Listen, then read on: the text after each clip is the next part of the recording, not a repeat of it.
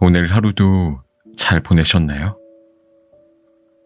오늘은 여러분들께 책은담 이어서 들려드리려고 해요. 제가 동화나 옛날 이야기도 무척 좋아하긴 하는데 가끔씩은 옛날 인문 고전 안에 있는 단편의 이야기 속의 교훈들이 생각나곤 하더라고요.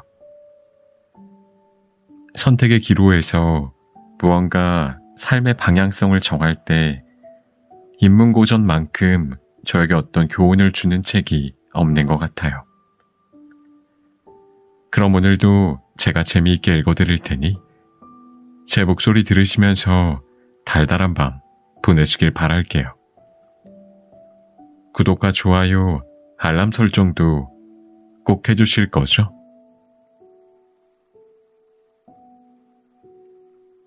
냉철한 손자의 용병술. 중국 춘추전국 시대 때 제 나라의 병법과 손자는 적을 알고 나를 알면 100번을 싸워도 100번 모두 이긴다는 유명한 말을 남겼다. 한 번은 손자가 오나라의 왕 함려의 초청을 받고 찾아갔다. 함려도 손자가 유명한 병법가라는 사실을 알고 있었다.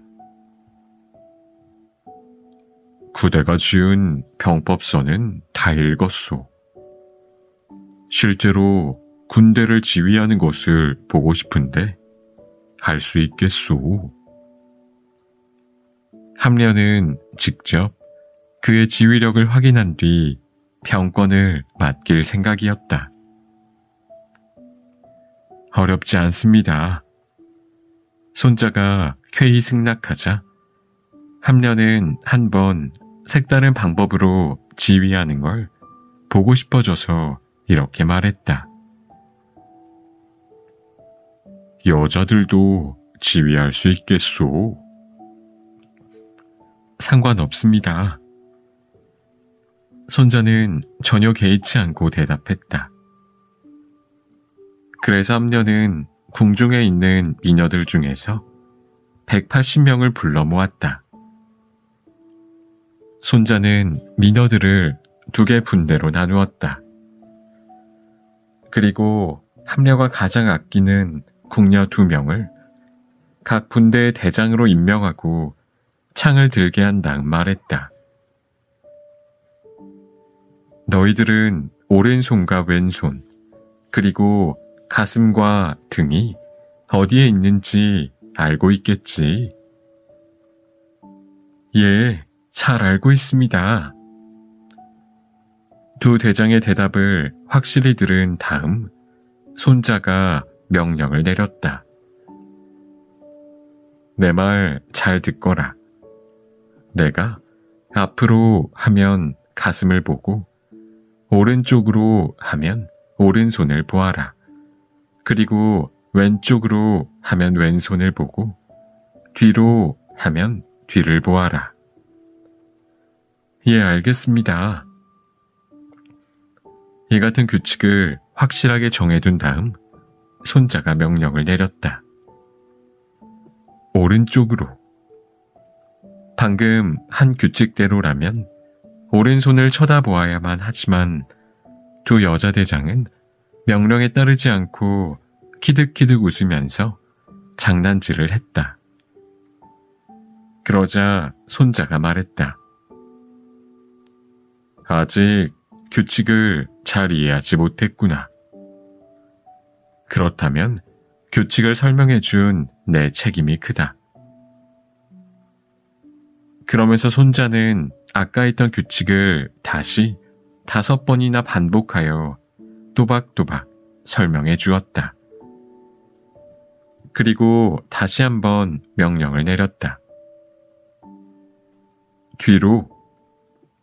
하지만 이번에도 2 여자 대장은 장난을 치며 기득거렸다. 그 모습을 보자 손자가 굳은 표정으로 말했다. 나는 규칙을 10번도 넘게 설명해 주었고 명령을 내릴 때도 큰 소리로 잘 들리게 했다. 그런데도 명령을 이행하지 않은 것은 내 잘못이 아니라 너희 두 사람의 잘못이다. 그러면서 손자는 칼을 뽑아들어 두 여자의 목을 베려고 했다. 이때 함려는 높은 곳에 앉아서 손자가 하는 행동을 지켜보고 있었는데 갑자기 손자가 칼을 빼들면서 자신이 가장 아끼는 두 여인을 죽이려 하자 깜짝 놀라 급히 손자에게 사람을 보내 이렇게 명령했다. 그 정도면 당신의 용병술이 얼마나 뛰어난지 알았으니 이제 그만두고 내가 아끼는 두 여자를 살려주시오. 나는 두 여자가 없으면 밥을 먹어도 맛을 느끼지 못하니 목을 베지 말아주시오. 그러나 손자는 냉정하게 일축했다. 저는 이미 임금의 명령을 받아 총사령관이 되었습니다. 총사령관이 군대를 지휘할 때는 임금의 명령에 따르지 않는 경우도 있습니다. 손자는 가차없이 두 여자 대장의 목을 쳤다. 그런 다음 함려가 그 다음으로 아끼는 두 여인을 불러내어 새로운 대장으로 삼아 훈련을 계속했다. 그러자 여자들은 전후 좌우로 뛰고 일어나며 마치 자로 잰 듯이 일사불란하게 움직였다. 감히 웃는 소리도 들리지 않았다. 함려는 손자를 오나라의 사령관으로 임명했다.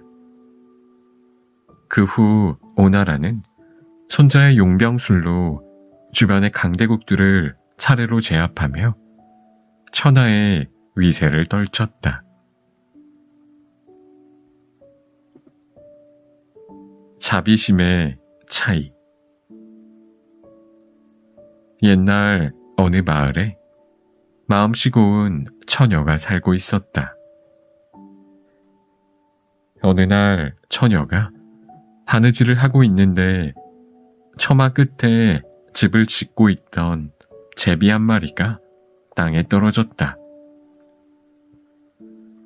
어머, 불쌍해라. 처녀는 다리가 부러져 날지 못하는 제비를 보고 가엾게 여겨 실로 다리를 동여매 주었다. 며칠이 지나자 제비는 다리에 상처가 아물어 날 수 있게 되었다. 이듬해 봄이 되었다. 처녀가 치료해준 제비는 강남에서 박씨 하나를 물고 와 뜰에 떨어뜨렸다. 처녀는 정성껏 박씨를 심었다. 가을이 되자 커다란 박이 하나 열렸다. 처녀가 박을 타보았더니 그 안에서 온갖 금은보화가 쏟아져 나왔다. 이를 통해 처녀는 큰 부자가 되었다. 이웃집에 사는 심술궂은 처녀가 이 말을 듣고 자기 집에 둥지를 틀고 사는 제비를 잡아다가 일부러 다리를 부러뜨려 실로 동여매 주었다. 그 제비도 이듬해 봄에 박씨 하나를 물고 왔다. 그 처녀는 좋아하며 박씨를 심고 가을이 되기를 기다렸다. 가을이 되자 큰 박이 열렸다. 흥이 나서 박을 열어보니 그 안에서는 수많은 독사가 나와 그 처녀를 물어 죽였다. 이 이야기는 우리나라의 흥부정과 유사한데 일설에 의하면 원나라 때 몽고에 귀화한 우리 고려 여성들을 통해 유입되었다고 한다.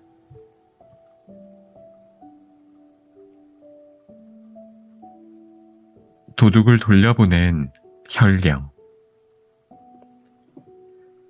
후한 마렵에 덕망이 높은 진식이라는 사람이 있었다.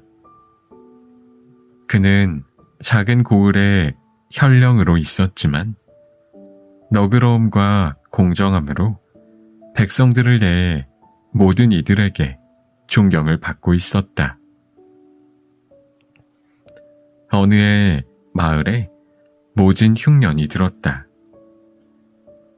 그래서 하루는 백성들을 흉년에서 구제할 방법을 연구하고 있었는데 지붕의 대들보 위에서 이상한 인기척이 느껴졌다. 진식은 자신의 머리 위에 도둑이 앉아있다는 사실을 알았지만 모른 척하고 아들을 불렀다. 지금 내 방으로 건너오거라. 아들이 방으로 들어오자 진식은 갑자기 훈계를 하기 시작했다.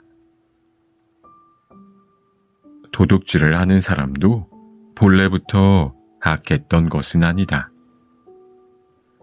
자라면서 습관이 잘못 들어 그것이 마치 자신의 본성처럼 되었을 뿐이다. 지금 저 대들보 위에 있는 사람도 처음부터 도둑질을 하진 않았을 것이다. 모두가 자라면서 망령된 생각이 들어 그리 된 것이니 너는 지금부터라도 습관을 잘 들이도록 해라. 그 소리에 대들보 위에 있던 도둑은 깜짝 놀라 황급히 아래로 내려와 진식 앞에 무릎을 꿇었다.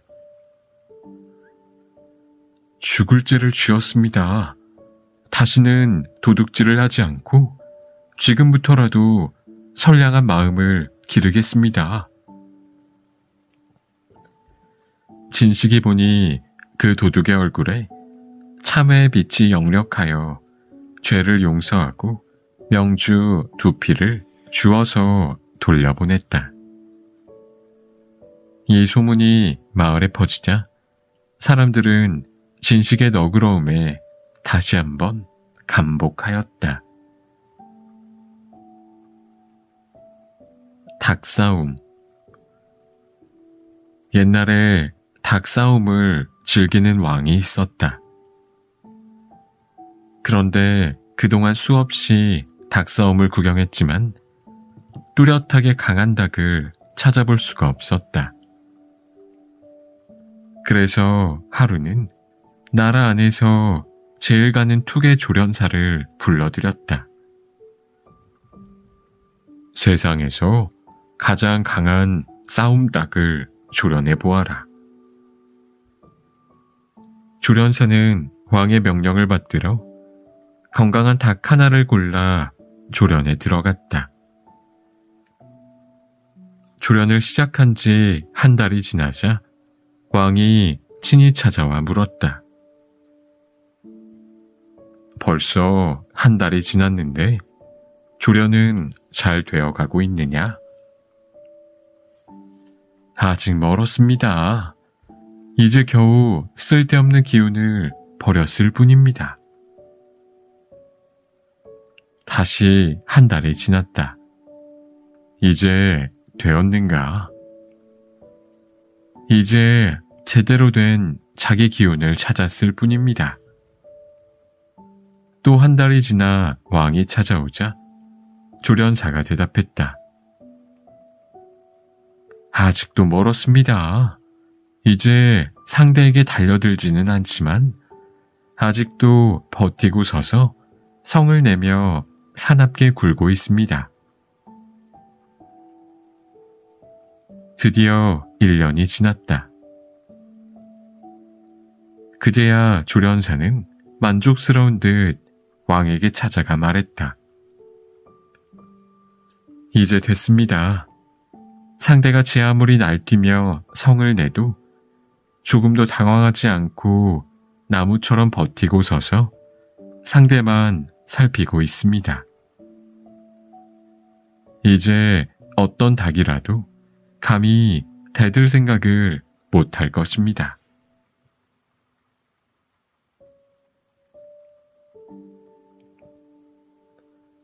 진정 행복한 자. 어느 나라에 세상에서 부러울 것이 하나도 없이 사는 왕이 있었다. 왕은 매일 비단옷을 걸치고 진수성찬이 차려진 식탁에 앉아 식사를 했다. 그 왕의 밑에서 일하는 관료들도 부러울 것이 없기는 마찬가지였다. 임금이 내려준 옷과 음식으로 호사스러운 생활을 하고 있었다. 그러다가 나라에 아주 골치 아픈 문제가 생겼다. 왕은 문제를 해결하려고 며칠 동안 고민했으나 좋은 방안을 찾을 수가 없었다. 그래서 하루는 신하들을 전부 불러들여 좋은 해결책을 제시하도록 했다. 하지만 거기서도 뾰족한 묘안이 나오지 않았다. 그러자 왕이 한숨을 내쉬며 말했다. 정말 왕 노릇도 힘들어서 못해 먹겠구나. 왕은 머리가 지끈지끈 아파 회의를 파하고 신하들을 물러가도록 했다. 회의를 마치고 궁전을 나오면서 신하들도 저마다 중얼거렸다.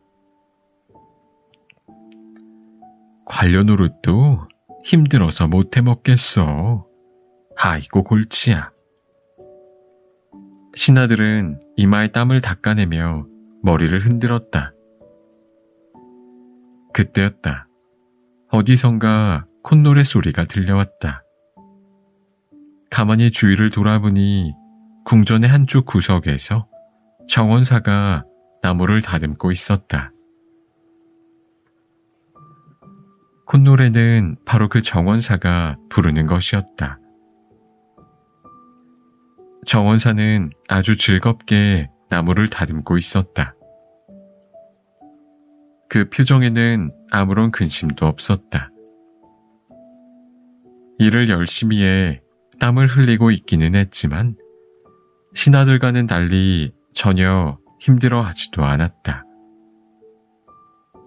이 이야기는 행복은 억지로 구할 수가 없는 것이므로 스스로 즐거운 마음을 길러서 행복을 부르는 바탕으로 삼아야 한다는 교훈을 준다. 세상은 마음 먹기에 달린 것. 중국 선종의 창시자인 달마대사는 소림사에서 9년간 면벽 좌선을 하고 나서 사람의 마음은 본래 청정하다는 사실을 깨달아야 한다고 주장했다. 그는 이 선법을 제자인 해가에게 전수했다. 어느 날 해가가 스승인 달마에게 물었다. 제 마음이 걱정이 가득 찬 것 같습니다. 편안히 하려면 어찌해야 할까요? 달마가 대답했다. 그렇다면 그 마음을 내게 가져오너라. 스승의 말에 해가는 자신의 걱정스러운 마음의 본체가 어디에 있는지 열심히 찾았다. 그러나 아무리 찾아도 도저히 찾을 수가 없었다. 결국 다시 스승에게 가서 고했다. 아무리 마음을 찾아보아도 보이지가 않습니다. 그러자 달마가 말했다. 그럴 것이다. 마음이란 따로 있는 것이 아니다. 내가 그렇게 생각하면 그것이 곧 내 마음이다. 편하다는 생각을 갖고 세상을 바라보면 마음도 편해질 것이다. 무릇 세상의 모든 일은 내 스스로가 마음먹기에 달려있는 것이다. 세상에서 가장 행복한 사람.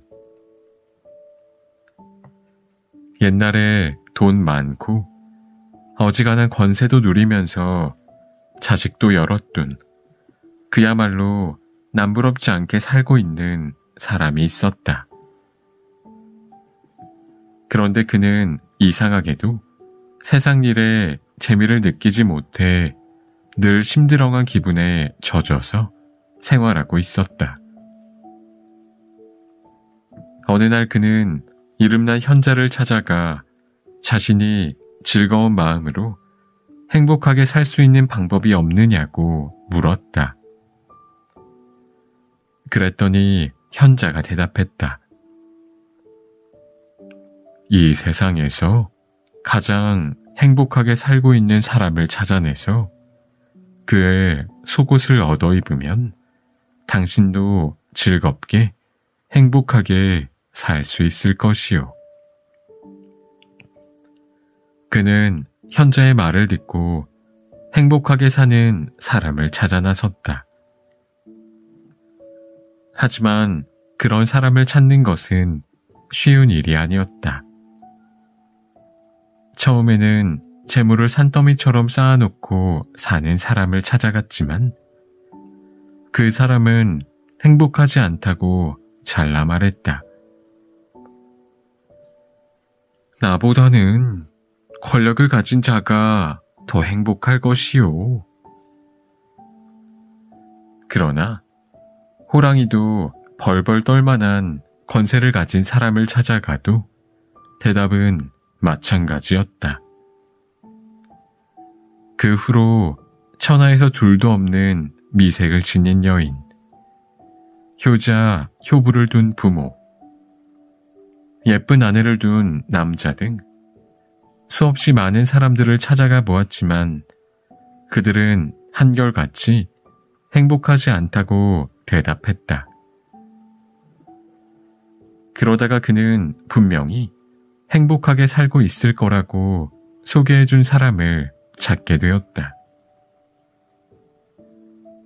그 사람은 아주 많은 사람들이 입을 모아 소개해준 자였는데 산속 깊은 곳에서 혼자 살고 있었다. 그가 그곳으로 찾아갔을 때 그 사람은 누더기 옷을 걸친 채 나무 밑에 앉아 있었다. 그 모습을 바라보니 정말 평화롭기가 이를 데 없었다. 그 자신도 저 나무 밑에 앉아 있기만 하면 금방 행복해질 것 같은 기분이 들었다. 그는 그 사람에게 다가가서 자신이 찾아온 까닭을 설명해 주었다. 그랬더니 그 사람은 껄껄 웃으며 말했다. 그러니 내게 속옷을 한 벌 달라는 말입니까? 예, 부탁드리겠습니다. 그러자 그 사람은 자신이 입고 있는 누더기 옷을 펼쳐보았는데 맨살이었다. 보시다시피 저는 속옷 같은 것은 입지 않습니다. 부탁을 들어드리지 못해 죄송합니다. 그는 산을 내려오다가 문득 깨달음 하나를 얻었다. 그렇다. 그 사람의 속옷은 바로 마음이었어. 즐거운 마음으로 하루하루를 지내는 것. 그것이 바로 행복이구나.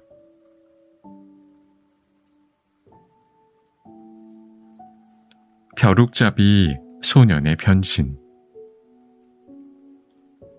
옛날에 하루 종일 방에만 틀어박혀 벼룩만 잡는 소년이 있었다. 그는 밭에 나가 일할 생각을 전혀 하지 않았다. 그의 어머니는 애가 탔다.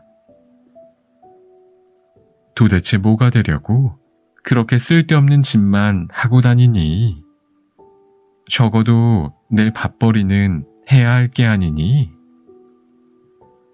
어머니가 이렇게 다그칠 때마다 소녀는 여유 있게 대답했다. 걱정하지 마세요. 조금만 기다리시면 많은 돈을 벌게 될 테니까요. 소녀는 어머니를 안심시키고 이내 벼룩 잡는 일에만 골몰하곤 했다. 몇 달 뒤 소녀는 머리카락으로 올가미를 만들어 벼룩을 낚아채는 연습을 하기 시작했다. 다시 몇 달이 지나자 소녀는 눈을 감고도 벼룩을 낚아챌 정도의 실력을 갖게 되었다. 이만하면 산에 올라가 사냥을 해도 되겠군. 소녀는 굵은 밧줄로 올가미를 만들어 들고는 산속 깊이 들어갔다. 아주 깊은 산중으로 가니 호랑이 한 마리가 눈에 띄었다. 소녀는 재빨리 올가미를 던져 호랑이 목에 걸고는 사정없이 잡아당겼다. 그러자 호랑이는 성을 내며 소년에게 달려들어 통째로 삼켜버렸다. 오호, 이놈이 제법이군. 하지만 소녀는 손에 쥔 올가미 줄을 놓지 않은 채 호랑이의 뱃속을 지나 항문을 뚫고 나왔다. 그러고는 밧줄을 큰 나무에다 묶었다. 호랑이는 더욱 성을 내며 길길이 날뛰었다. 하지만 날뛸수록 호랑이의 목은 점점 자신의 뱃속으로 들어가고 마침내는 목이 자신의 항문을 뚫고 나와 홀랑 뒤집히고 말았다. 소녀는 그제야 나무에 묶은 밧줄을 풀어 호랑이를 끌고 산을 내려왔다. 그 후 소녀는 이런 식으로 숱한 호랑이를 잡아 큰 부자가 되었다고 한다.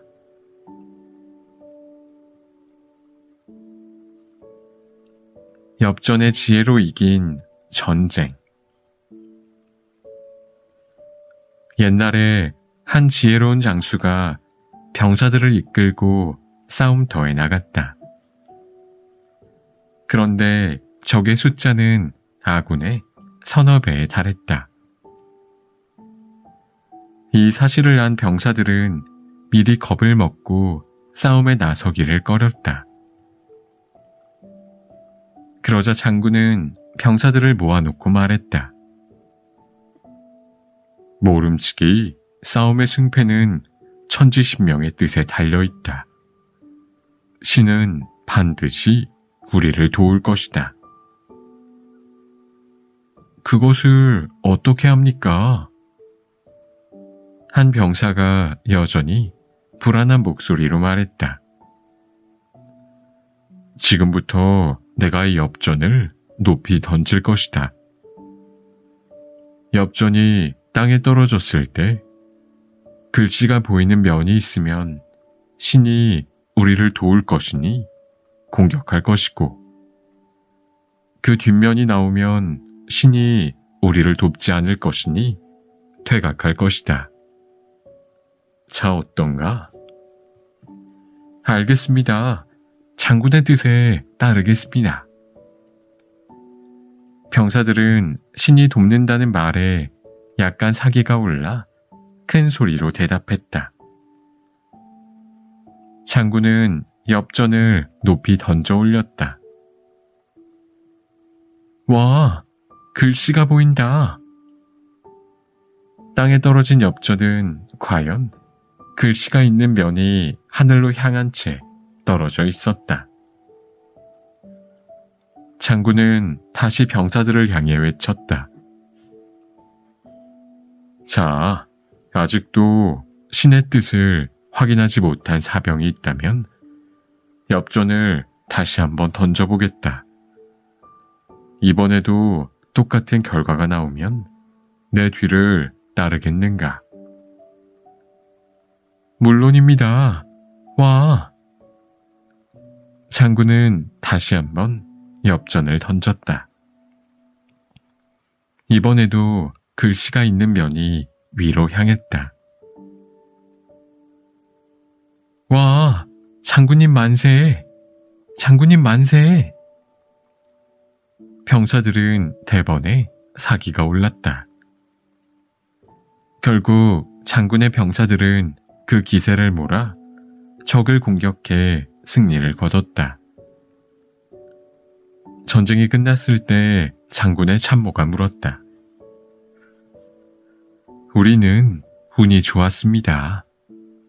만약 엽전이 뒤집혀 떨어졌다면 사기가 더 떨어졌을 것입니다. 그러자 장군은 빙그레 웃으며 참모에게 엽전을 보여주었다. 그 엽전은 앞뒤에 모두 글씨가 써 있었다.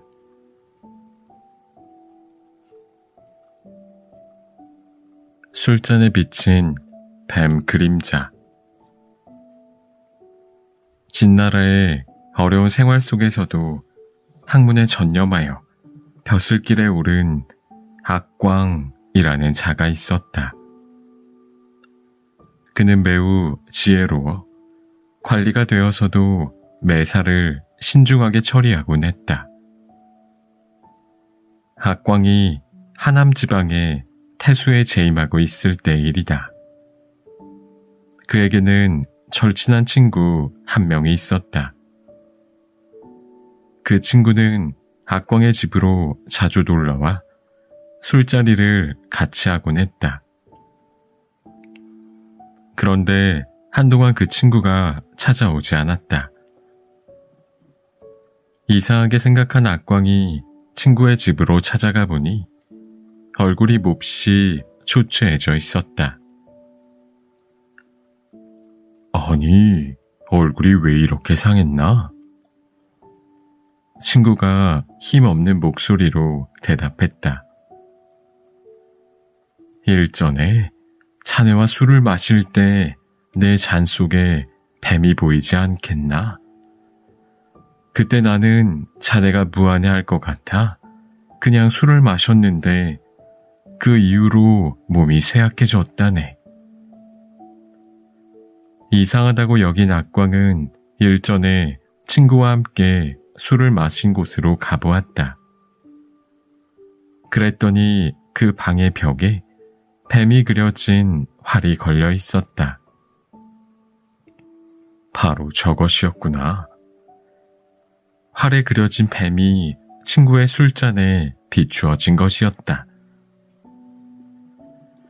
이튿날 악광은 다시 똑같은 장소로 친구를 초대해 술자리를 같이 했다. 악광이 먼저 친구에게 술을 따른 다음 물었다.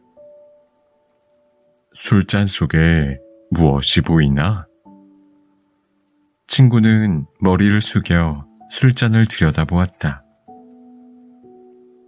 여전히 뱀이 보이네. 그러자 악광이 웃으며 말했다. 자네 술잔 속에 비친 뱀의 정체를 나는 알고 있네. 그게 무엇인가? 저 벽에 걸린 활을 보게. 뱀 문양이 그려져 있지. 자네 술잔에 비친 것은 바로 저 뱀의 그림자라네. 친구는 이 말을 듣고서야 마음의 병이 나았다. 그동안 친구는 아무 일도 아닌 것을 가지고 공연히 근심에 쌓여 있었던 것이다.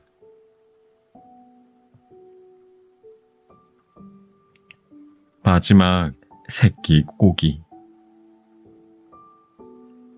옛날에 어느 마음씨 좋은 부자가 두 하인을 자유의 몸으로 만들어주기 위해 마지막 일을 맡겼다.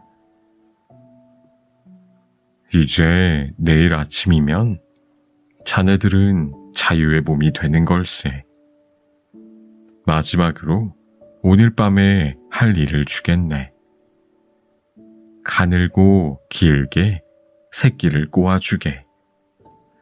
될 수 있으면 튼튼하게 엮도록 하게. 주인이 말을 마치고 돌아가자 하인 하나가 투덜거렸다. 정말 지독한 양반이군. 마지막까지 부려먹으려고 하니 말이야. 그러나 다른 아이는 주인이 시킨 일을 시작하며 말했다. 그렇게 불평하지 말게. 내일이면 우리를 풀어주신다니 얼마나 고마운 일인가. 이게 주인님께 해드리는 마지막 일이니 열심히 하세.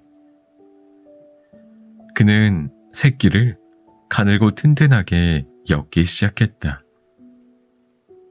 그러나 불평을 하던 아이는 대충 얼기설기 엮어놓고는 일찍 잠자리에 들었다.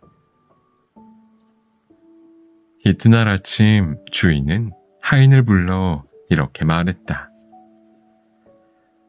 자, 이제부터 자네들은 하인이 아니고 자유인일세. 그동안 내 집에서 일하느라 고생이 많았으니 어젯밤에 자네들이 엮은 새끼로 여기 돈 괴짝이 있는 엽전을 마음대로 꿰어 가지고 가게. 이렇게 되자 결과는 대조적으로 나타났다. 길고 튼튼하게 새끼를 꼰 아이는 양껏 엽전을 가지고 갈 수 있었으나 불평을 늘어놓은 아이는 새끼가 너무 굵어 제대로 엽전을 꿰 수가 없었다.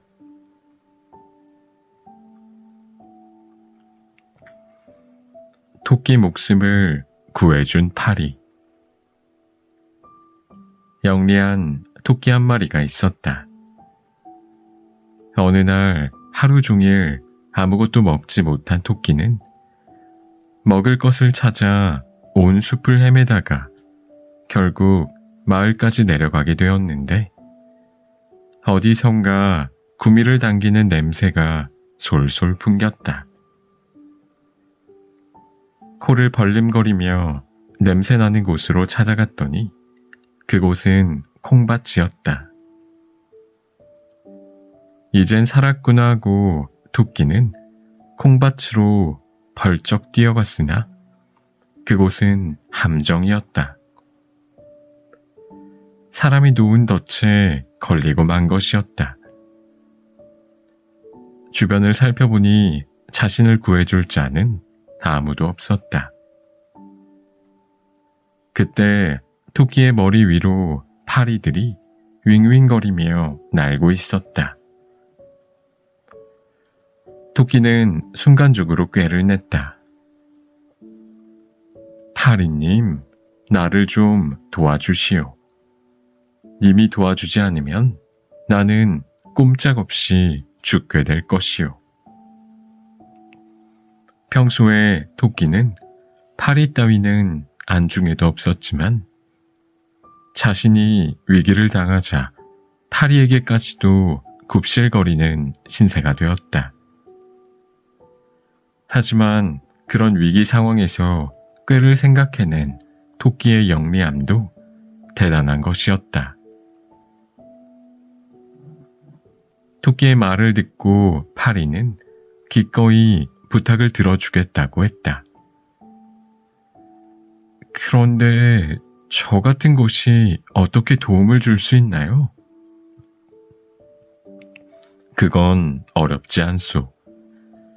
당신 친구들을 최대한 많이 불러다가 내 몸에 그냥 앉아있기만 하면 돼요. 파리는 토끼가 시키는 대로 친구들을 불러다가 토끼의 몸 구석구석에 들러붙어 있었다. 잠시 후 덫을 놓은 사냥꾼이 콩밭으로 들어왔다. 아니, 웬 파리떼가 이렇게 몰려왔지? 그새 토끼가 썩어버린 모양이군. 사냥꾼은 덫에서 토끼를 빼내 휙 던져버렸다. 목숨을 건진 토끼는 평소에 한창게 여겼던 파리들에게 머리 숙여 진심으로 감사를 표했다.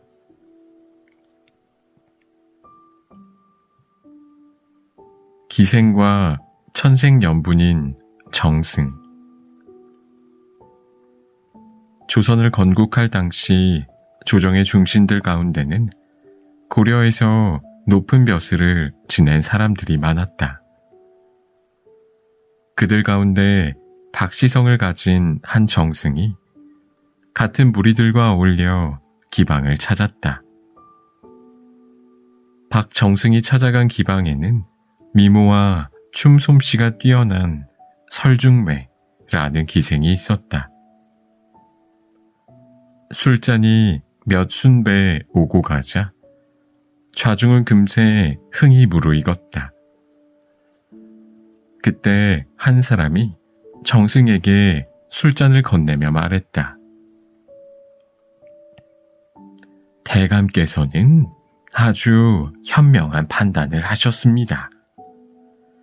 모름지기 대세를 쫓아 살아가야 현자 소리를 듣게 되는 법이지요. 사실 박정승은 고려 말에 강직한 성품으로 알려진 인물이었으나 사심을 버리지 못해 조선 쪽까지 넘어온 인물이었다. 하하, 뭐 현자라고까지 할 수 있겠습니다마는 지금 생각해보니 그때는 제가 쓸데없는 고집을 부렸던 것 같습니다. 시간이 지나자 술이 거나해진 박정승은 옆에 앉아있는 설중매에게 농을 걸었다. 내가 듣기로 너는 아침엔 동쪽 마을에서 밥을 먹고 저녁에는 서쪽 마을로 가서 잠을 잔다고 하던데 어떠냐? 오늘은 나와 함께 하룻밤을 보내겠느냐? 그렇잖아도 변절을 한 박정승을 곱게 보지 않고 있던 설중매였는데 그런 희롱까지 당하자 화가 발끈 치밀었다. 설중매는 입가에 싸늘한 미소를 물며 정승에게 말했다. 좋습니다. 어차피 대감과 저는 천생연분이니까요. 천생연분이라니 벌써 내가 좋아졌단 말이냐? 동가식 서가숙하는 제가 어제는 고려 왕조를 섬겼다가 오늘은 조선 왕조를 섬기는 대감과 함께 어울리게 되었는데 이 어찌 천생연분이 아니겠습니까? 설중매의 비수 같은 일침에 박정승은 물론이고 좌중의 여러 벼슬아치들도 술이 확 깬 듯 한동안 말을 잇지 못했다.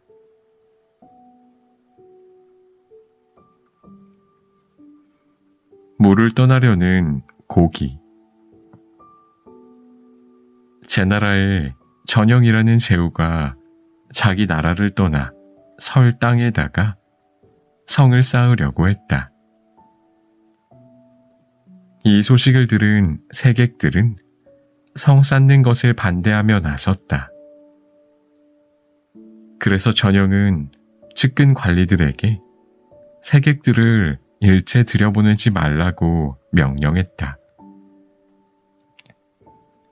그때 세객 가운데 제나라 출신의 한 사람이 나서서 말했다. 저는 길게 말하지 않겠습니다. 단 3마디만 하도록 허락해 주십시오. 한마디라도 더 보탠다면 불가마에 넣어 삶아 죽이셔도 좋습니다. 죽기를 각오하고 청한다는 말에 전영은 그를 들여보내라고 명했다. 전영과 마주한 세객은 약속한 대로 단 3마디만 말했다. 해, 대, 어. 그는 말을 마친 뒤 도망치듯 물러나려고 했다. 그러자 청각군이 불러 세워놓고 물었다. 좀 더 상세히 말해보라. 제나라 세객이 입을 열지 않자 전영이 말했다. 약속한 3마디 이외에 더 말해도 죽이지 않을 테니 더 말해보라. 세객은 그 말을 듣고서야 입을 열었다. 일전에 저는 대어에 관한 이야기를 들은 적이 있는데 주공께서도 그 이야기를 알고 계실까요? 나는 들은 바가 없다. 그 대어는 아무리 큰 어망으로도 건져 올릴 수가 없고 강한 갈고리로도 끌어당길 수가 없습니다. 그러나 파도에 떠밀려 일단 모래톱에 올라오게 되면 땅강아지나 개미와 같은 미물의 뜻대로 되고 맙니다. 전영이 무릎을 앞으로 당겨 앉으며 세객의 말에 귀를 기울였다. 지금 제 나라는 주공께 있어서 물과 같습니다. 물을 떠난 고기는 결코 살 수가 없는 법입니다. 그런데 주공께서는 주나라를 떠나 설 땅에 성을 쌓으시려고 합니다. 이는 스스로 물을 떠나 모래톱에 오르려는 대어와 같은 일입니다. 마침내 전영은 세객의 말을 듣고 설 땅에 성을 쌓는 일을 포기했다.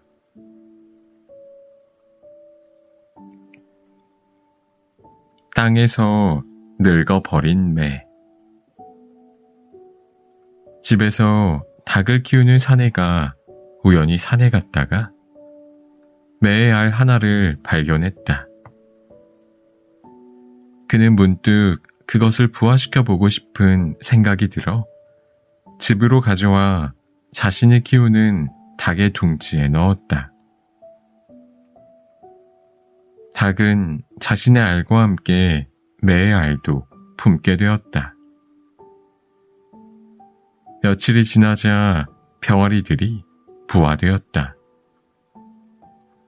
매의 알에서도 새끼 매가 비집고 나왔다. 매는 병아리들과 어울려 커가기 시작했다. 모이도 닭의 것을 먹고 하루 종일 병아리들과 어울려 놀다가 저녁이면 함께 잠들었다. 얼마쯤 시간이 더 지나자 병아리들은 제법 어미닭의 모습을 닮아갔다. 아침이면 우렁찬 목소리로 울어대고 날개를 펴 날아보려고 부두득거렸다. 그런데 신기한 것은 매도 이 모습을 흉내내려고 안간힘을 쓴다는 것이었다.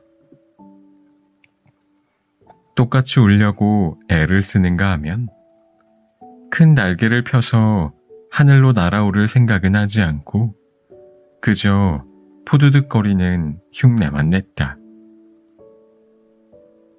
세월이 더 지나 이제 닭도 매도 늙어버렸다.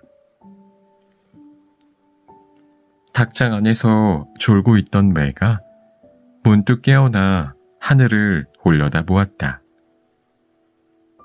그랬더니 큰 날개를 펼친 채 멋진 비행을 하고 있는 매 한 마리가 눈에 들어왔다. 매는 잠이 확 달아났다. 그토록 멋지게 날고 있는 새는 일찍이 본 적이 없었기 때문이었다. 참 멋지구나. 너는 저렇게 멋지게 나는 새를 본 적이 있니? 옆에서 함께 졸고 있던 닭에게 매가 물었다. 닭은 단잠을 깨운 매에게 앙칼지게 대꾸했다. 이런 멍청이 같으니. 저건 매라고 하는 새잖아. 거의 매일 저 위에서 날고 있었는데 뭘 새삼스럽게 놀라는 거야. 그러면서 닭은 부리를 세워 매를 쪼려는 신용을 했다. 그러자 매는 질에 겁을 먹고 꽁지를 보이며 물러섰다.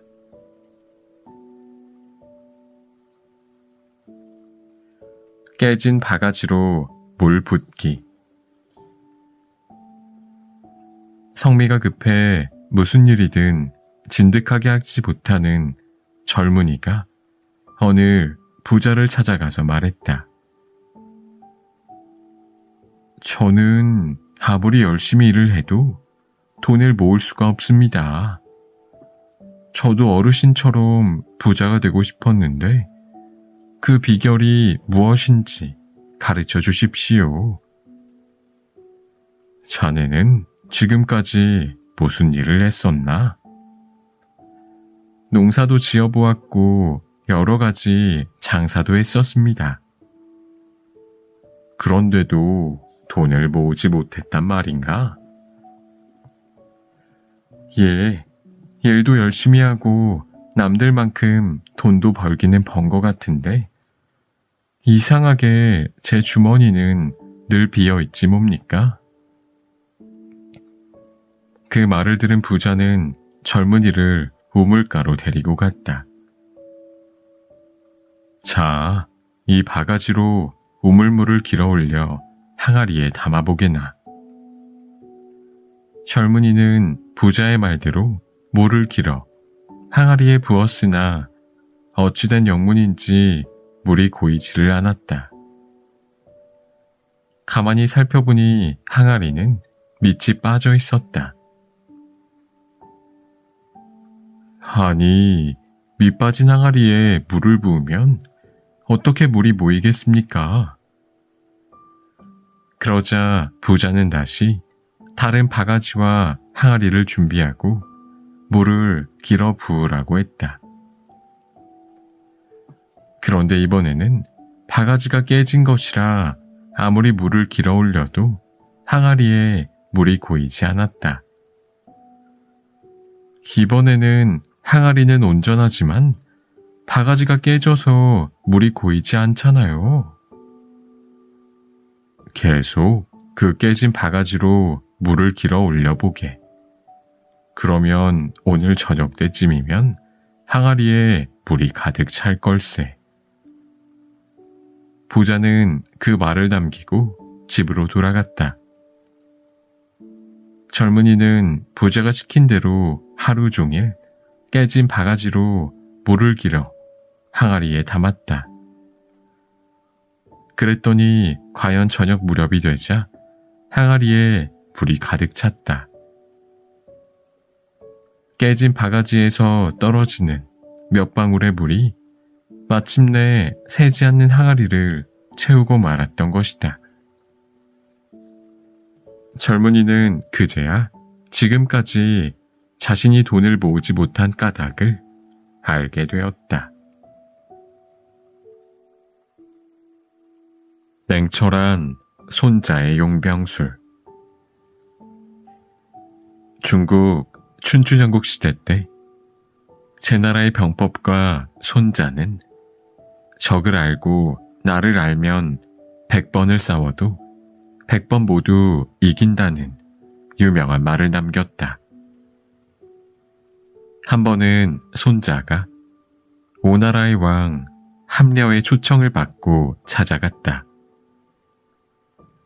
함려도 손자가 유명한 병법가라는 사실을 알고 있었다. 구대가 지은 병법서는 다 읽었소. 실제로 군대를 지휘하는 것을 보고 싶은데 할 수 있겠소. 함련은 직접 그의 지휘력을 확인한 뒤 병권을 맡길 생각이었다. 어렵지 않습니다. 손자가 쾌히 승낙하자 함련은 한번 색다른 방법으로 지휘하는 걸 보고 싶어져서 이렇게 말했다. 여자들도 지휘할 수 있겠소? 상관없습니다. 손자는 전혀 개의치 않고 대답했다. 그래서 함련은 궁중에 있는 미녀들 중에서 180명을 불러 모았다. 손자는 미녀들을 2개 분대로 나누었다.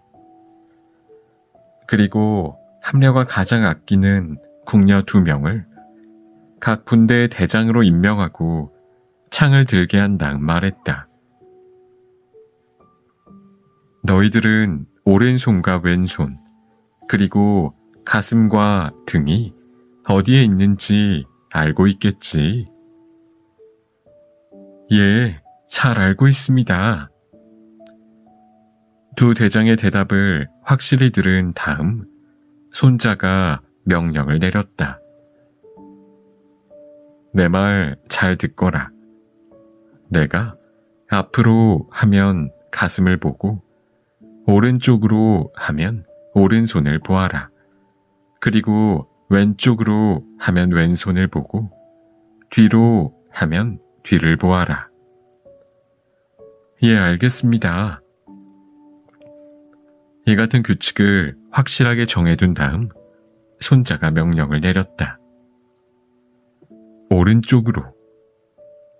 방금 한 규칙대로라면 오른손을 쳐다보아야만 하지만 2 여자 대장은 명령에 따르지 않고 키득키득 웃으면서 장난질을 했다.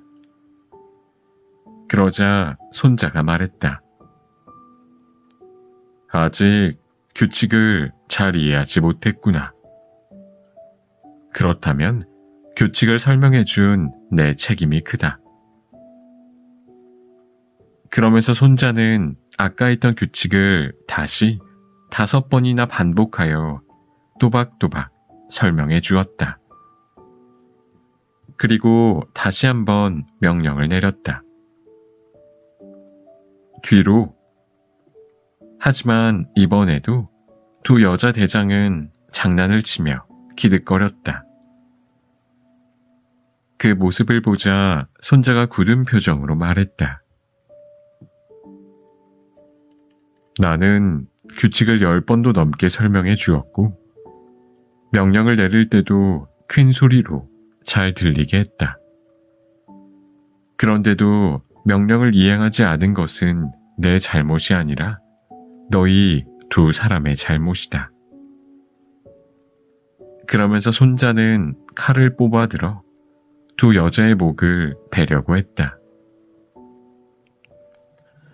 이때 함련은 높은 곳에 앉아서 손자가 하는 행동을 지켜보고 있었는데 갑자기 손자가 칼을 빼들면서 자신이 가장 아끼는 2 여인을 죽이려 하자 깜짝 놀라 급히 손자에게 사람을 보내 이렇게 명령했다.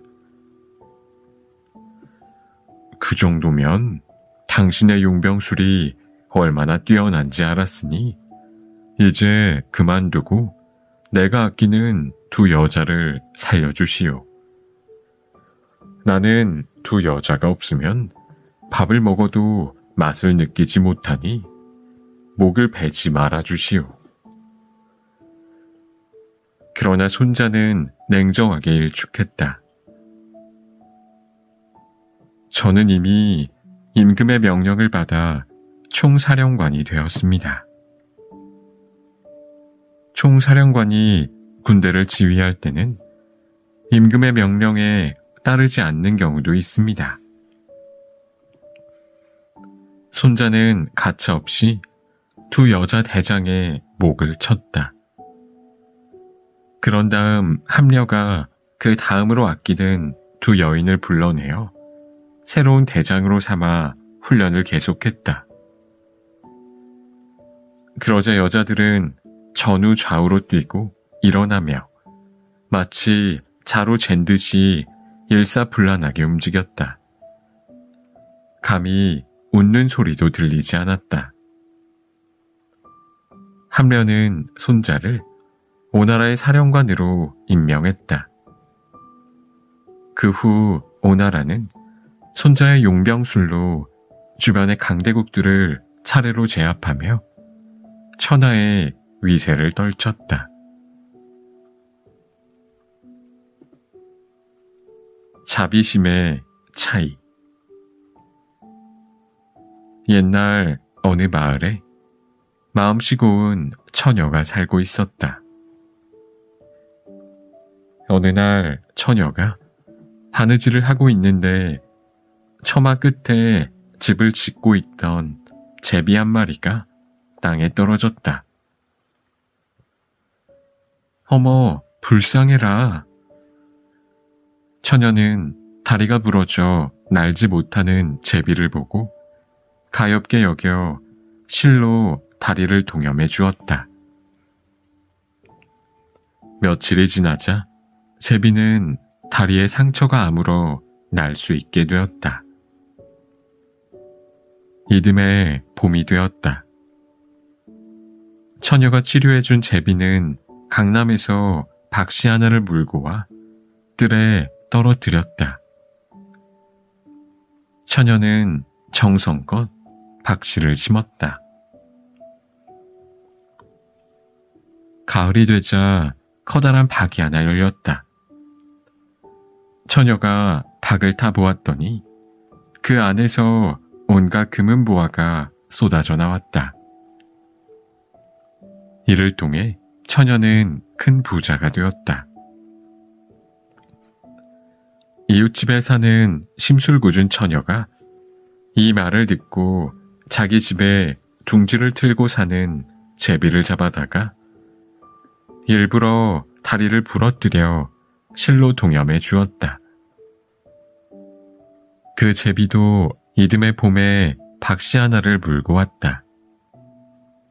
그 처녀는 좋아하며 박씨를 심고 가을이 되기를 기다렸다. 가을이 되자 큰 박이 열렸다.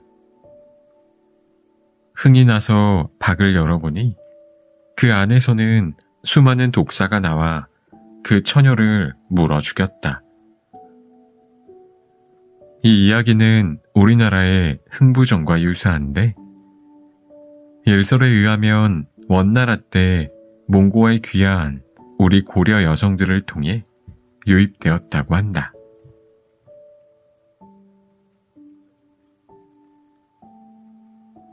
도둑을 돌려보낸 현령. 후한 마렵에 덕망이 높은 진식이라는 사람이 있었다. 그는 작은 고을의 현령으로 있었지만 너그러움과 공정함으로 백성들을 대해 모든 이들에게 존경을 받고 있었다. 어느 해 마을에 모진 흉년이 들었다. 그래서 하루는 백성들을 흉년에서 구제할 방법을 연구하고 있었는데 지붕의 대들보 위에서 이상한 인기척이 느껴졌다. 진식은 자신의 머리 위에 도둑이 앉아있다는 사실을 알았지만 모른 척하고 아들을 불렀다. 지금 내 방으로 건너오거라. 아들이 방으로 들어오자 진식은 갑자기 훈계를 하기 시작했다. 도둑질을 하는 사람도 본래부터 악했던 것은 아니다. 자라면서 습관이 잘못 들어 그것이 마치 자신의 본성처럼 되었을 뿐이다.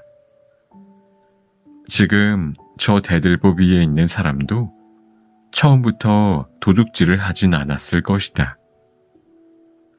모두가 잘하면서 망령된 생각이 들어 그리 된 것이니 너는 지금부터라도 습관을 잘 들이도록 해라.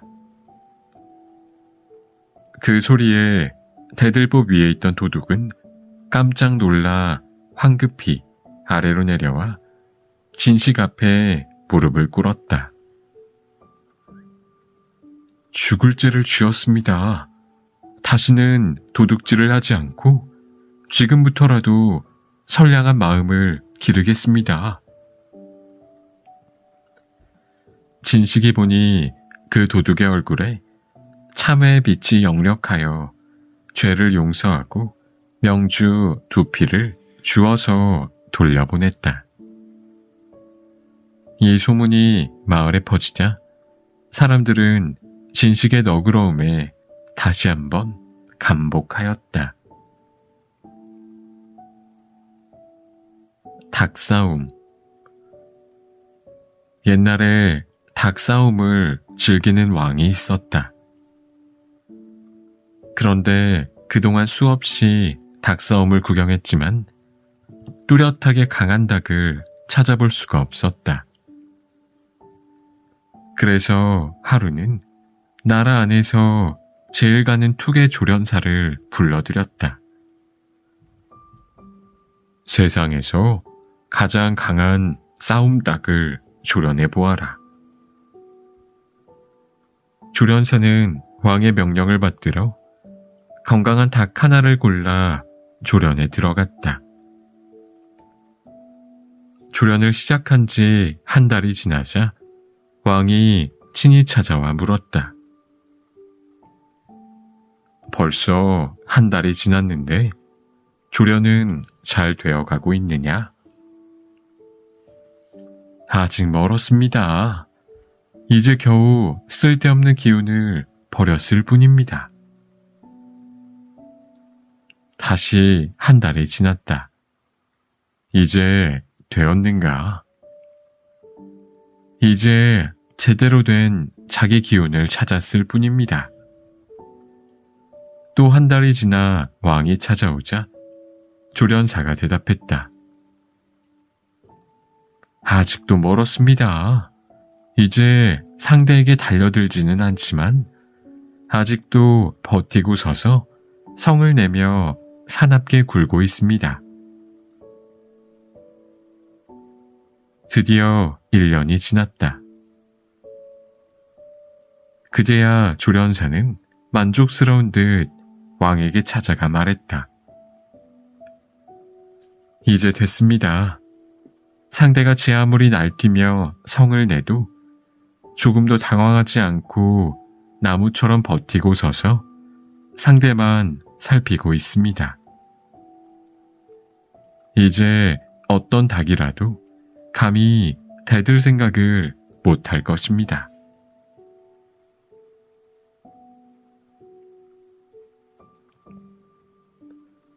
진정 행복한 자. 어느 나라에 세상에서 부러울 것이 하나도 없이 사는 왕이 있었다. 왕은 매일 비단옷을 걸치고 진수성찬이 차려진 식탁에 앉아 식사를 했다. 그 왕의 밑에서 일하는 관료들도 부러울 것이 없기는 마찬가지였다. 임금이 내려준 옷과 음식으로 호사스러운 생활을 하고 있었다. 그러다가 나라에 아주 골치 아픈 문제가 생겼다. 왕은 문제를 해결하려고 며칠 동안 고민했으나 좋은 방안을 찾을 수가 없었다. 그래서 하루는 신하들을 전부 불러들여 좋은 해결책을 제시하도록 했다. 하지만 거기서도 뾰족한 묘안이 나오지 않았다. 그러자 왕이 한숨을 내쉬며 말했다.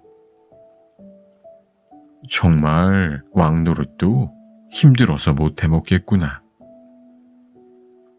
왕은 머리가 지끈지끈 아파 회의를 파하고 신하들을 물러가도록 했다. 회의를 마치고 궁전을 나오면서 신하들도 저마다 중얼거렸다. 관료 노릇도 힘들어서 못해 먹겠어. 아이고 골치야. 신하들은 이마에 땀을 닦아내며 머리를 흔들었다. 그때였다. 어디선가 콧노래 소리가 들려왔다. 가만히 주위를 돌아보니 궁전의 한쪽 구석에서 정원사가 나무를 다듬고 있었다. 콧노래는 바로 그 정원사가 부르는 것이었다.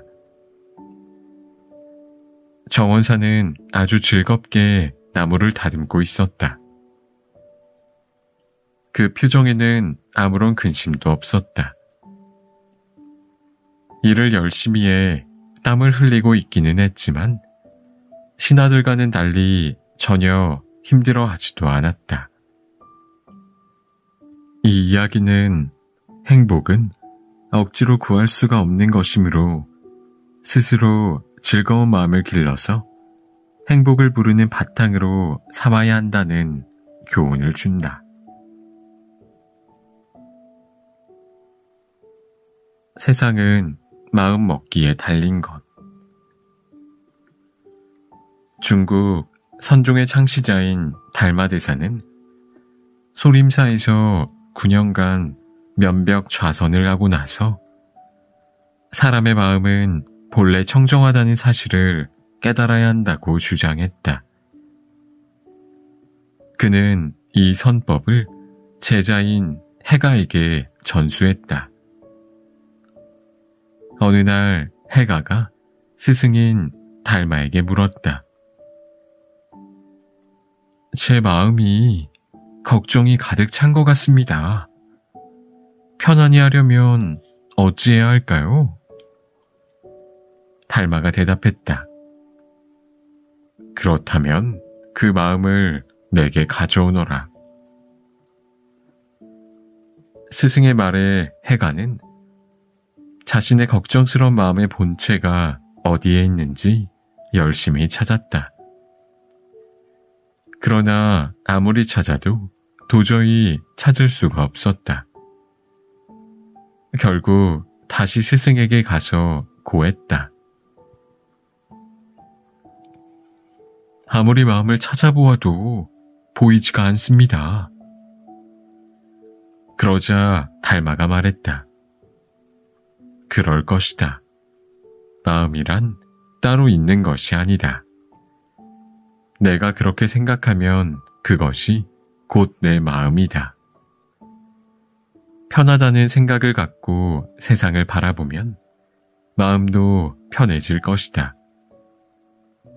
무릇 세상의 모든 일은 내 스스로가 마음먹기에 달려있는 것이다. 세상에서 가장 행복한 사람. 옛날에 돈 많고 어지간한 권세도 누리면서 자식도 여럿 둔 그야말로 남부럽지 않게 살고 있는 사람이 있었다.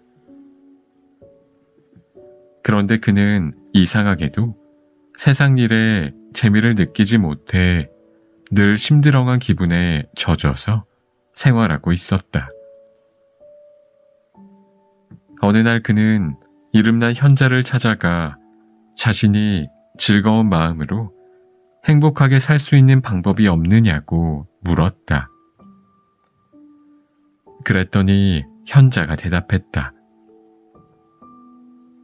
이 세상에서 가장 행복하게 살고 있는 사람을 찾아내서 그의 속옷을 얻어 입으면 당신도 즐겁게 행복하게 살 수 있을 것이요. 그는 현자의 말을 듣고 행복하게 사는 사람을 찾아 나섰다.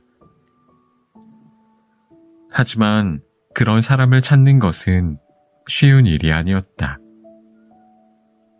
처음에는 재물을 산더미처럼 쌓아놓고 사는 사람을 찾아갔지만 그 사람은 행복하지 않다고 잘라 말했다.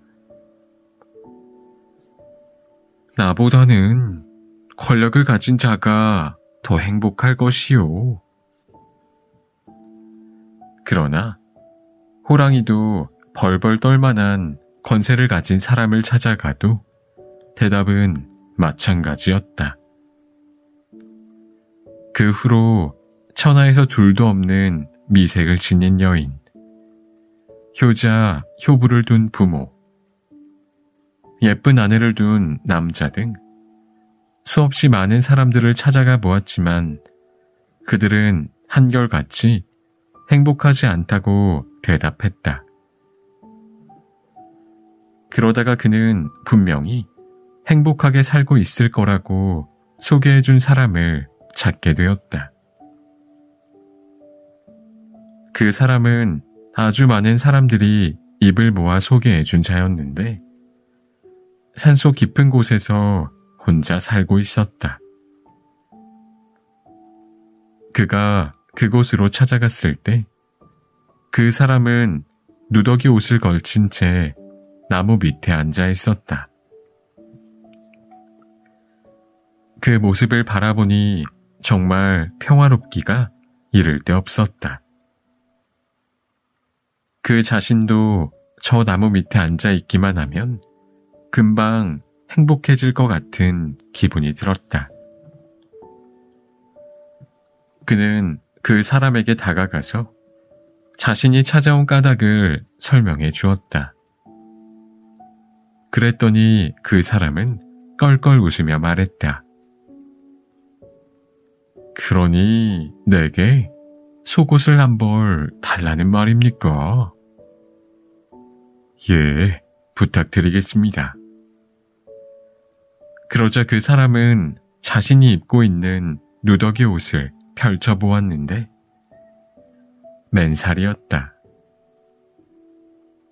보시다시피 저는 속옷 같은 것은 입지 않습니다. 부탁을 들어드리지 못해 죄송합니다. 그는 산을 내려오다가 문득 깨달음 하나를 얻었다. 그렇다. 그 사람의 속옷은 바로 마음이었어. 즐거운 마음으로 하루하루를 지내는 것. 그것이 바로 행복이구나.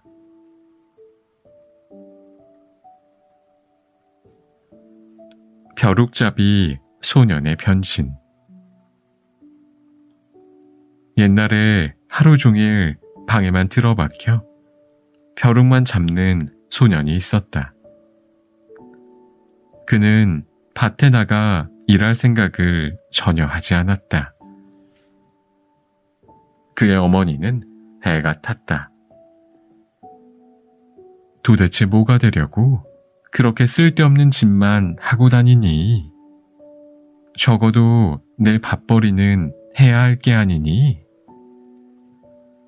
어머니가 이렇게 다그칠 때마다 소녀는 여유 있게 대답했다. 걱정하지 마세요. 조금만 기다리시면 많은 돈을 벌게 될 테니까요. 소녀는 어머니를 안심시키고 이내 벼룩 잡는 일에만 골몰하곤 했다. 몇 달 뒤 소녀는 머리카락으로 올가미를 만들어 벼룩을 낚아채는 연습을 하기 시작했다. 다시 몇 달이 지나자 소녀는 눈을 감고도 벼룩을 낚아챌 정도의 실력을 갖게 되었다. 이만하면 산에 올라가 사냥을 해도 되겠군. 소녀는 굵은 밧줄로 올가미를 만들어 들고는 산속 깊이 들어갔다. 아주 깊은 산중으로 가니 호랑이 한 마리가 눈에 띄었다.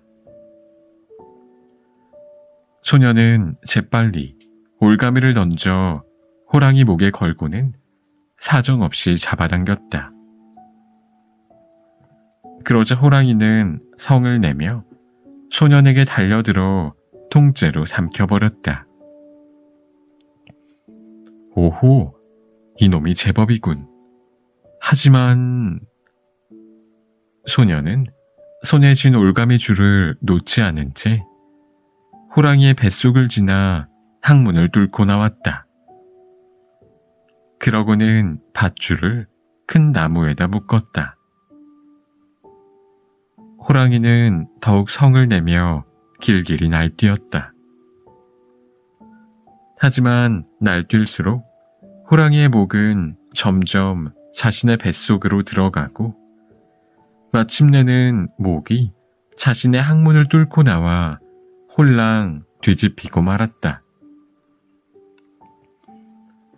소년은 그제야 나무에 묶은 밧줄을 풀어 호랑이를 끌고 산을 내려왔다. 그 후 소년은 이런 식으로 숱한 호랑이를 잡아 큰 부자가 되었다고 한다.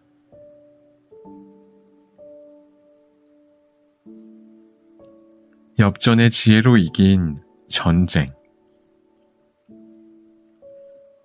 옛날에 한 지혜로운 장수가 병사들을 이끌고 싸움터에 나갔다. 그런데 적의 숫자는 아군의 서너 배에 달했다. 이 사실을 안 병사들은 미리 겁을 먹고 싸움에 나서기를 꺼렸다. 그러자 장군은 병사들을 모아놓고 말했다. 모름지기 싸움의 승패는 천지신명의 뜻에 달려있다. 신은 반드시 우리를 도울 것이다. 그것을 어떻게 합니까? 한 병사가 여전히 불안한 목소리로 말했다. 지금부터 내가 이 엽전을 높이 던질 것이다. 엽전이 땅에 떨어졌을 때 글씨가 보이는 면이 있으면 신이 우리를 도울 것이니 공격할 것이고, 그 뒷면이 나오면 신이 우리를 돕지 않을 것이니 퇴각할 것이다. 자, 어떤가? 알겠습니다. 장군의 뜻에 따르겠습니다. 병사들은 신이 돕는다는 말에 약간 사기가 올라 큰 소리로 대답했다. 장군은 엽전을 높이 던져 올렸다. 와, 글씨가 보인다.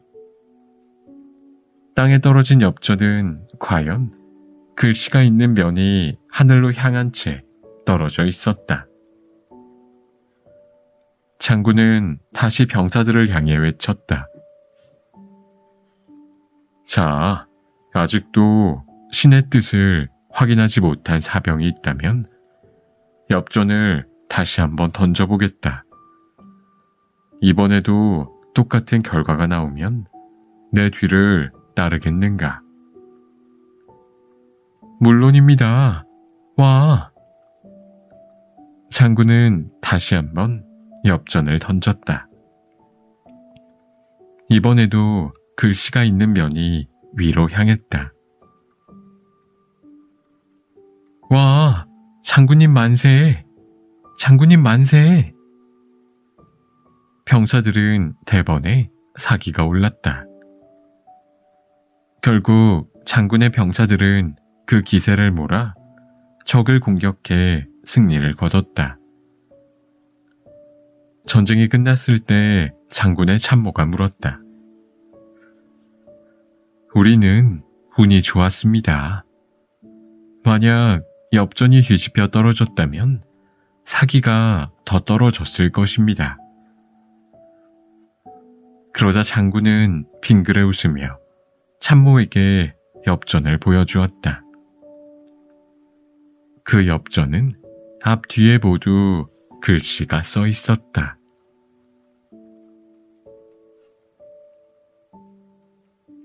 술잔에 비친 뱀 그림자. 진나라의 어려운 생활 속에서도 학문에 전념하여 벼슬길에 오른 악광이라는 자가 있었다. 그는 매우 지혜로워 관리가 되어서도 매사를 신중하게 처리하곤 했다. 악광이 하남 지방의 태수에 재임하고 있을 때의 일이다. 그에게는 절친한 친구 한 명이 있었다. 그 친구는 악광의 집으로 자주 놀러와 술자리를 같이 하곤 했다. 그런데 한동안 그 친구가 찾아오지 않았다. 이상하게 생각한 악광이 친구의 집으로 찾아가 보니 얼굴이 몹시 초췌해져 있었다. 아니, 얼굴이 왜 이렇게 상했나? 친구가 힘없는 목소리로 대답했다. 일전에 자네와 술을 마실 때 내 잔 속에 뱀이 보이지 않겠나? 그때 나는 자네가 무안해할 것 같아 그냥 술을 마셨는데 그 이후로 몸이 쇠약해졌다네. 이상하다고 여긴 악광은 일전에 친구와 함께 술을 마신 곳으로 가보았다. 그랬더니 그 방의 벽에 뱀이 그려진 활이 걸려 있었다. 바로 저것이었구나. 활에 그려진 뱀이 친구의 술잔에 비추어진 것이었다. 이튿날 악광은 다시 똑같은 장소로 친구를 초대해 술자리를 같이 했다. 악광이 먼저 친구에게 술을 따른 다음 물었다. 술잔 속에 무엇이 보이나? 친구는 머리를 숙여 술잔을 들여다보았다. 여전히 뱀이 보이네. 그러자 악광이 웃으며 말했다. 자네 술잔 속에 비친 뱀의 정체를 나는 알고 있네. 그게 무엇인가? 저 벽에 걸린 활을 보게. 뱀 문양이 그려져 있지. 자네 술잔에 비친 것은 바로 저 뱀의 그림자라네. 친구는 이 말을 듣고서야 마음의 병이 나았다. 그동안 친구는 아무 일도 아닌 것을 가지고 공연히 근심에 쌓여 있었던 것이다.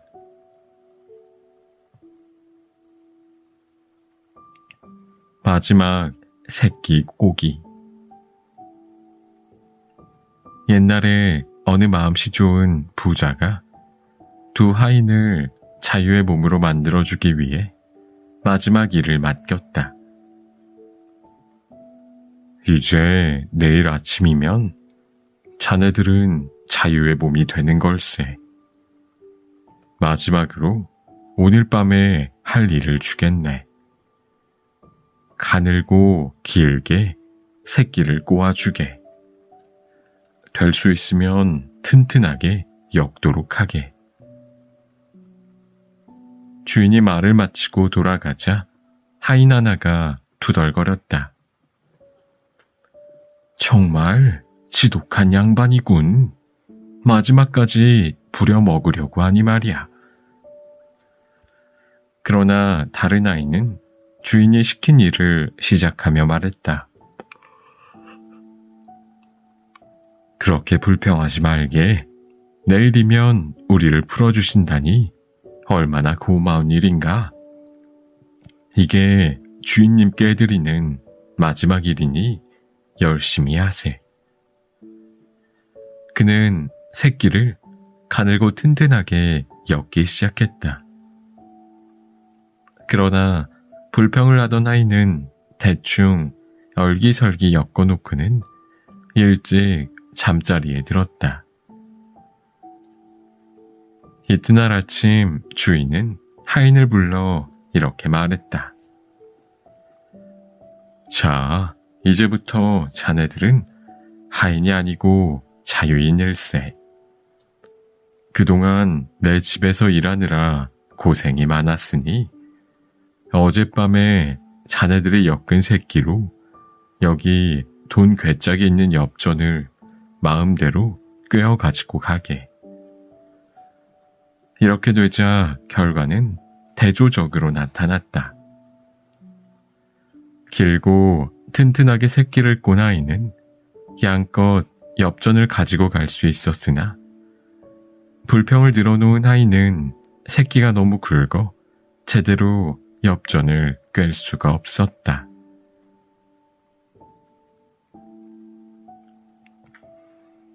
토끼 목숨을 구해준 파리. 영리한 토끼 한 마리가 있었다. 어느 날 하루 종일 아무것도 먹지 못한 토끼는 먹을 것을 찾아 온 숲을 헤매다가 결국 마을까지 내려가게 되었는데 어디선가 구미를 당기는 냄새가 솔솔 풍겼다. 코를 벌림거리며 냄새나는 곳으로 찾아갔더니 그곳은 콩밭이었다. 이젠 살았구나 하고 토끼는 콩밭으로 벌쩍 뛰어갔으나 그곳은 함정이었다. 사람이 놓은 덫에 걸리고 만 것이었다.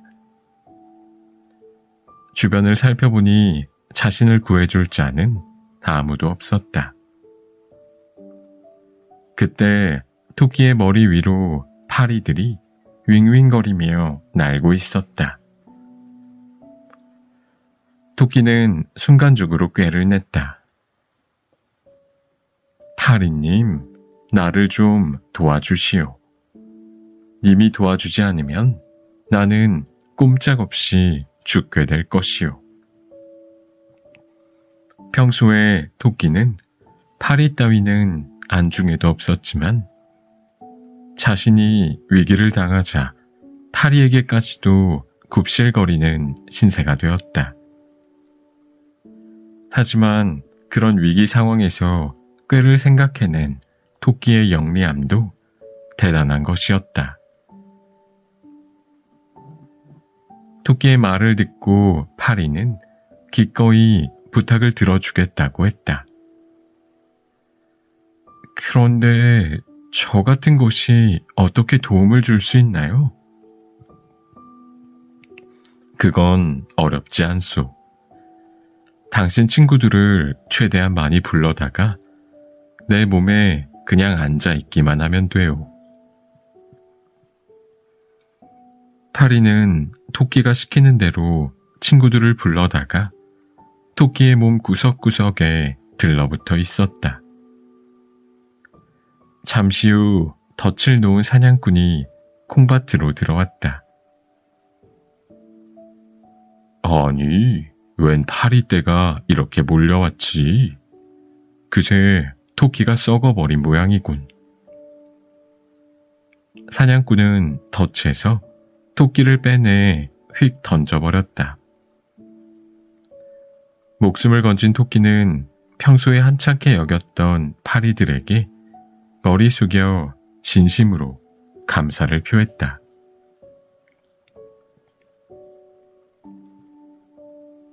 기생과 천생연분인 정승. 조선을 건국할 당시 조정의 중신들 가운데는 고려에서 높은 벼슬을 지낸 사람들이 많았다. 그들 가운데 박시성을 가진 한 정승이 같은 무리들과 어울려 기방을 찾았다. 박정승이 찾아간 기방에는 미모와 춤솜씨가 뛰어난 설중매라는 기생이 있었다. 술잔이 몇 순배 오고 가자 좌중은 금세 흥이 무르익었다. 그때 한 사람이 정승에게 술잔을 건네며 말했다. 대감께서는 아주 현명한 판단을 하셨습니다. 모름지기 대세를 쫓아 살아가야 현자 소리를 듣게 되는 법이지요.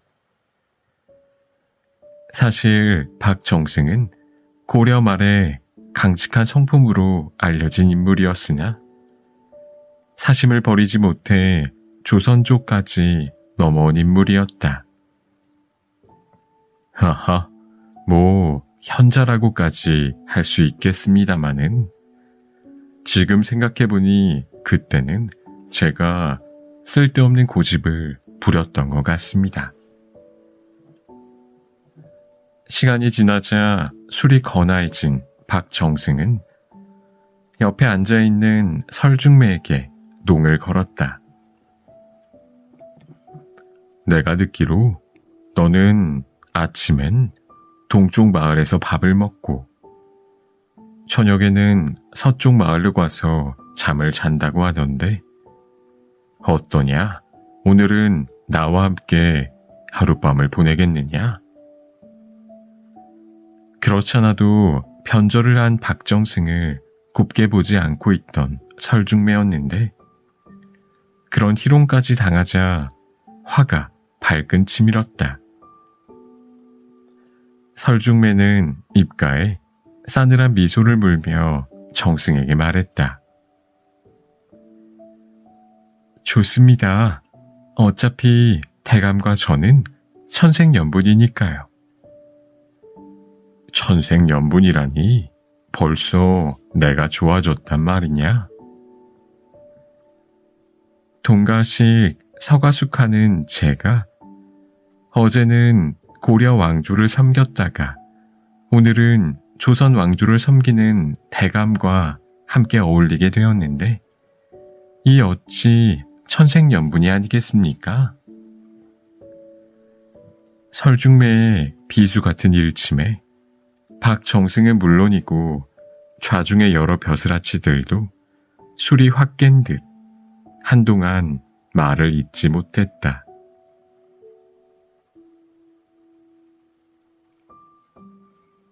물을 떠나려는 고기. 제 나라에 전영이라는 제후가 자기 나라를 떠나 설 땅에다가 성을 쌓으려고 했다. 이 소식을 들은 세객들은 성 쌓는 것을 반대하며 나섰다. 그래서 전영은 측근 관리들에게 세객들을 일체 들여보내지 말라고 명령했다. 그때 세객 가운데 제 나라 출신의 한 사람이 나서서 말했다. 저는 길게 말하지 않겠습니다. 단 3마디만 하도록 허락해 주십시오. 한마디라도 더 보탠다면 불가마에 넣어 삶아 죽이셔도 좋습니다. 죽기를 각오하고 청한다는 말에 전영은 그를 들여보내라고 명했다. 전영과 마주한 세객은 약속한 대로 단 3마디만 말했다. 해, 대, 어. 그는 말을 마친 뒤 도망치듯 물러나려고 했다. 그러자 청곽군이 불러 세워놓고 물었다. 좀 더 상세히 말해보라. 제 나라 세객이 입을 열지 않자 전영이 말했다.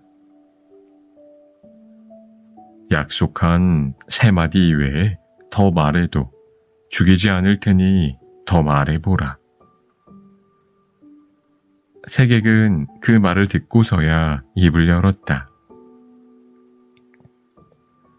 일전에 저는 대어에 관한 이야기를 들은 적이 있는데 주공께서도 그 이야기를 알고 계실까요? 나는 들은 바가 없다. 그 대어는 아무리 큰 어망으로도 건져 올릴 수가 없고 강한 갈고리로도 끌어당길 수가 없습니다. 그러나 파도에 떠밀려 일단 모래톱에 올라오게 되면 땅강아지나 개미와 같은 미물의 뜻대로 되고 맙니다. 전영이 무릎을 앞으로 당겨 앉으며 색에게 말에 귀를 기울였다. 지금 제 나라는 죽은 게 있어서 물과 같습니다. 물을 떠난 고기는 결코 살 수가 없는 법입니다. 그런데 주군께서는 주나라를 떠나 설 땅에 성을 쌓으시려고 합니다. 이는 스스로 물을 떠나 모래톱에 오르려는 대어와 같은 일입니다. 마침내 전영은 색에게 말을 듣고 설 땅에 성을 쌓는 일을 포기했다.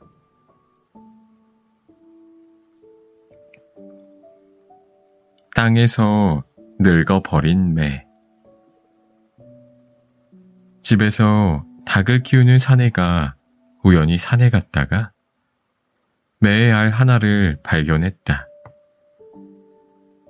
그는 문득 그것을 부화시켜 보고 싶은 생각이 들어 집으로 가져와 자신이 키우는 닭의 둥지에 넣었다. 닭은 자신의 알과 함께 매의 알도 품게 되었다. 며칠이 지나자 병아리들이 부화되었다. 매의 알에서도 새끼 매가 비집고 나왔다. 매는 병아리들과 어울려 커가기 시작했다. 모이도 닭의 것을 먹고 하루 종일 병아리들과 어울려 놀다가 저녁이면 함께 잠들었다. 얼마쯤 시간이 더 지나자 병아리들은 제법 어미닭의 모습을 닮아갔다. 아침이면 우렁찬 목소리로 울어대고 날개를 펴 날아보려고 부두득거렸다. 그런데 신기한 것은 매도 이 모습을 흉내내려고 안간힘을 쓴다는 것이었다. 똑같이 울려고 애를 쓰는가 하면 큰 날개를 펴서 하늘로 날아오를 생각은 하지 않고 그저 푸드득거리는 흉내만 냈다. 세월이 더 지나 이제 닭도 매도 늙어버렸다. 닭장 안에서 졸고 있던 매가 문득 깨어나 하늘을 올려다보았다.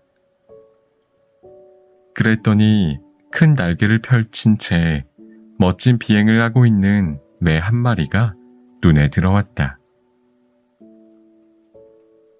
매는 잠이 확 달아났다. 그토록 멋지게 날고 있는 새는 일찍이 본 적이 없었기 때문이었다. 참 멋지구나. 너는 저렇게 멋지게 나는 새를 본 적이 있니? 옆에서 함께 졸고 있던 닭에게 매가 물었다.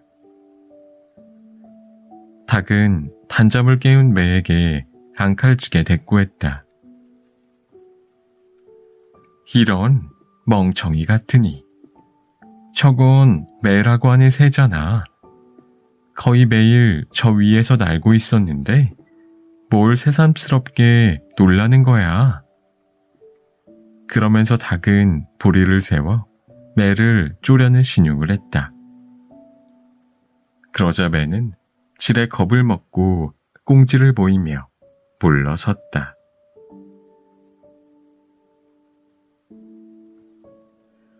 깨진 바가지로 물 붓기.